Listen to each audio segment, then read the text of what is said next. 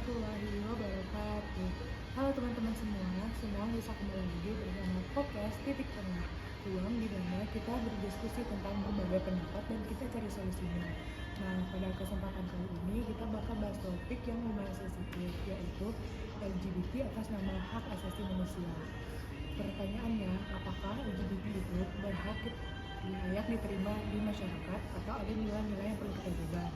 Nah, pada kesempatan kali ini kita hadir bersama 3 teman kita, yaitu ada Kak Vio, Assalamualaikum teman-teman. ada Kak Zoya, Assalamualaikum semuanya.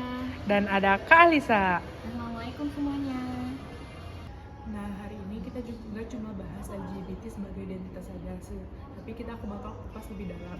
Nah, apakah menerima LGBT adalah bentuk toleransi atau justru kompromi terhadap prinsip moral, sejauh mana agama dan logika bisa berdampingan dalam isu seperti ini? Nah, kita lanjut saja ke narasumber pertama kita. Kak Vio, bagaimana Islam memandang isu LGBT ini? Bismillahirrahmanirrahim. Dalam ajaran agama Islam, perilaku homoseksual itu jelas sangat dilarang. Allah Subhanahu wa Ta'ala sudah menunjukkan ketegasannya melalui kisah Nabi Lut yang diutus kepada kaumnya yang melakukan perbuatan tersebut dan tidak mau bertobat. Dalam surah Al-A'raf ayat 80-81, Allah berfirman, Bismillahirrahmanirrahim.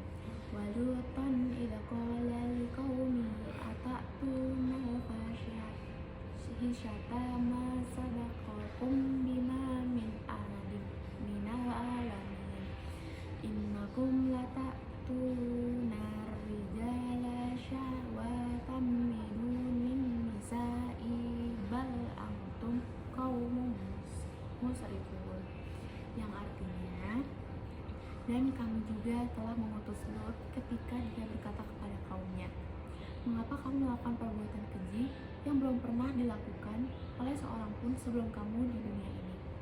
Sungguh kamu telah melampiaskan syahwatmu kepada sesama lelaki, bukan kepada perempuan. Kamu benar-benar kaum yang melampaui batas. Nah, itu adalah dari saya sendiri. Untuk Kania gimana nih? Nah, terima kasih ya Kak Vio udah ngajak pertanyaan aku. Selanjutnya aku bakal nanya ke Kak Zoya. Nah, menurut Kak Zoya bagaimana pandangan dari sisi moral dan sosial menurut Kak Zoya? Baik, terima kasih atas pertanyaannya Mbak Nia. Menurut saya pribadi, saya memandang LGBT bukan hanya sebagai isu pribadi, tapi berdampak langsung pada struktur sosial.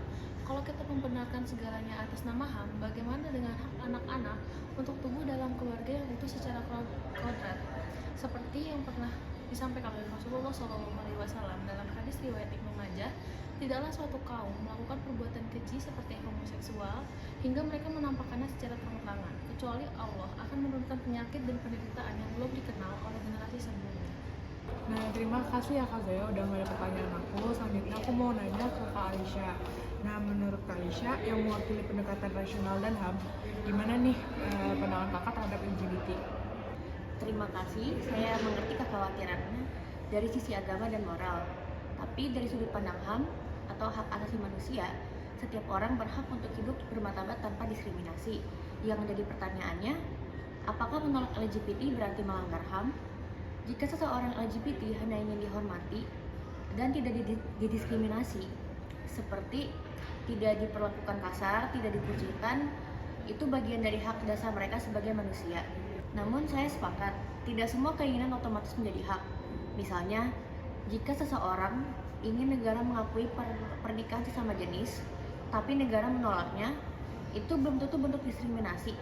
Bisa jadi karena nilai yang dianut oleh masyarakat itu berbeda. Jadi menurut Kak Alisha ada ruang kompromi ya buat LGBT? Tentu, kita bisa menolak perilakunya, tapi tidak dengan orangnya. Mengapa? Karena dengan menolak praktiknya itu tidak sama dengan membenci orangnya.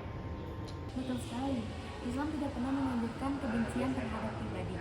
Yang dilarang adalah perbuatannya. Seperti yang tertera pada surah Asy-Syu'ara ayat 165 sampai 166, Allah berfirman, Bismillahirrahmanirrahim. Atatuna bukrona minal alamin wa tad'una ma khalaqalakum rabbukum min azwajikum bal antum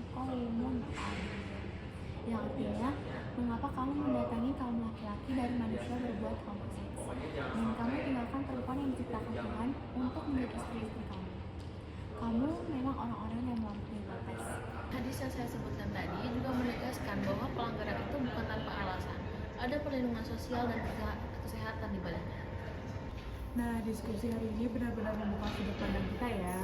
Kita belajar bahwa isu LGBT bukan hanya urusan pribadi, tapi juga menyentuh aspek agama, sosial, moral, dan hak asasi. Yang bisa kita petik, agama punya aturan dan nilai yang tegas tentang benar dan salah. Norma sosial menjaga tataan masyarakat dan keberlangsungan generasi. Logika dan HAM mengajarkan kita untuk bersikap adil, tapi tidak terlepas kendali. Nah, mari bersikap bijak, berpeganglah pada prinsip, tetapi jangan hilang empati. Karena manusia bukan hanya makhluk bebas, tetapi juga makhluk yang bertanggung jawab. Nah, itu hanya yang dapat kita sampaikan. Wassalamualaikum warahmatullahi wabarakatuh. Sampai jumpa di podcast berikutnya. Dadah!